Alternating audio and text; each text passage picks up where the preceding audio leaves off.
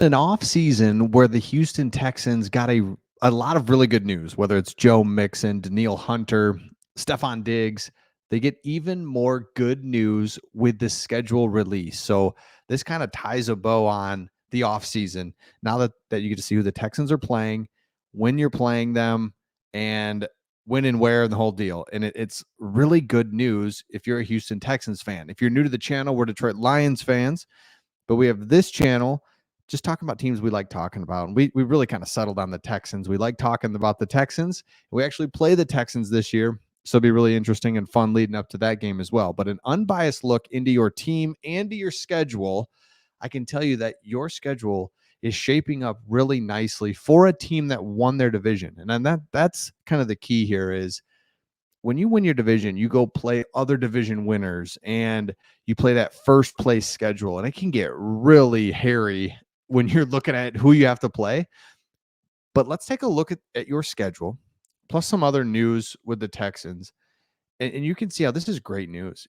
You've got really good schedule, how it plays out and the whole thing. So you look at it. Let's go. Let me zoom in here if I can. Yeah, here we go.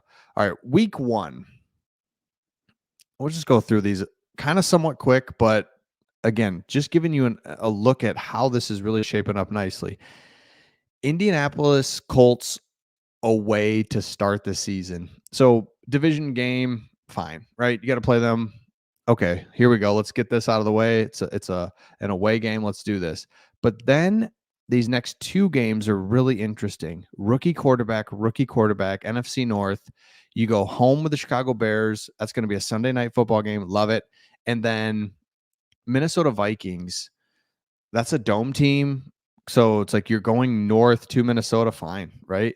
So you could start 3-0 pretty, I don't say easily, but man, if you can get that first one, that first game is going to be so huge. Then it's like, man, 3-0 and then going to another divisional opponent or home with another divisional opponent. Okay, right? So these are 2 tough teams. There's no question about that, but you got to play Jacksonville. That's no problem. And you have Buffalo at home. So split those games and you're still going to be 4-1 going to play. You have an away game at New England. So it's at New England, but it's mid-October. So perfect. And Patriots are going to be terrible. So you go through 6 weeks and you're realistically looking at being 5-1. And so if you pause right there and just think, if we start the season 5-1 or even 4-2, you take that all day, you sign up for that every day of the week. Doesn't matter what you're supposed to be. If you're overachieving, underachieving, you get through an NFL schedule through 6 weeks and be 4-2, 5-1, which looks very realistic. You're all for it. Now Green Bay away. It's tough to play Green Bay in Lambeau. Being in the division, I can tell you that it's just tough. But the good news is it's not late December. It's still going to be nice out. Weather's going to be fine. It's not going to be snowing like crazy in October. So, hey, let's go. Let's go have some fun up there. But even if you lose there, again, another division game. I'm not even really saying win or loss on the division games because it's a division game and go a lot of different ways. Jets away. Primetime game. I don't hate that one. Then you get the Detroit Lions at home. So you got to play them, A, because you're playing the NFC North, but B, division champion. But you get them at home. And this really feels like a huge Sunday night game. Both teams are going to be 7-3, 6-2, something like, right in that 5, 6, 7 wins, couple of losses. Just feels like a big game and a great opportunity for the Houston Texans to just really burst onto the scene as we are entering now into November. And November seems like, yep, here we go, right? November. And the thing is, you're coming off the Thursday night game. So you've got an extra time to prepare, to rest up for the Lions. I think that's a win for the Texans. I just said that on our other channel, on our Detroit Lions channel. I think the Texans win that. You got Dallas. Like, let's go. Let's go. Titans home.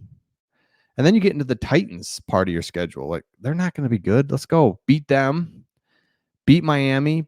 Another division game against the Jags. And you've got these 2 tough games right here.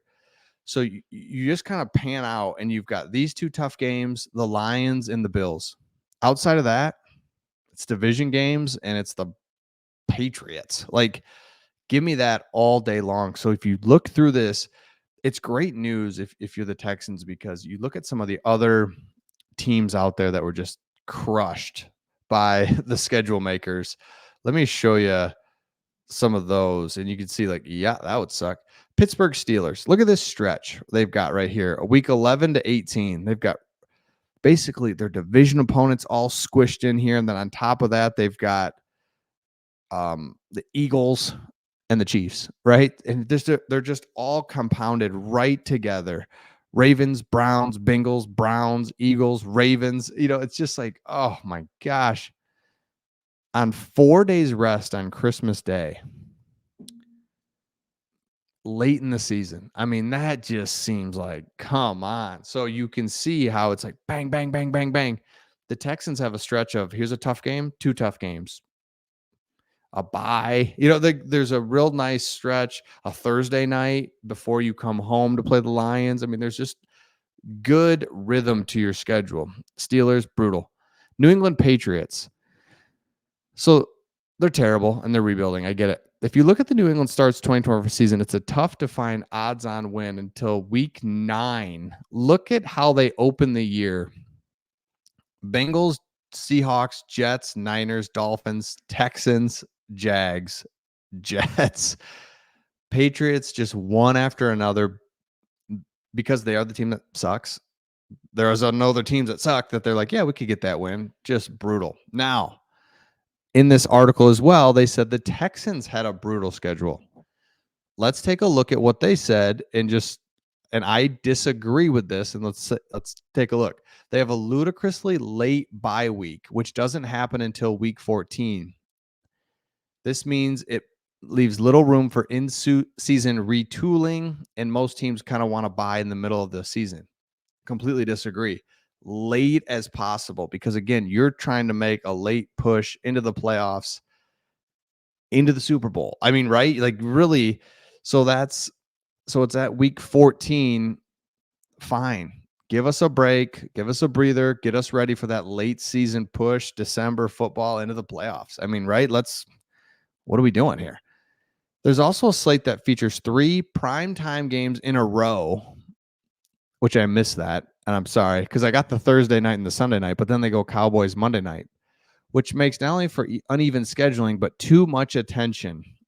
Too much attention. What are we doing? That's what we want, right? That's what's happening. So I said I love this. Thursday night, then you go Sunday night, extra rest there. Then you go extra rest again for a Monday night against the Cowboys. So you're never on this short week. I love that. If you're trying to fly under the radar in 2023, it means a lot of distractions all at once. No. Bring on the distractions. There is no distractions. The National Football League is a camera in your face constantly anyway. You've got CJ Stroud. Let's do this. So let me know your thoughts in the comments, and we'll see all of you on the next one.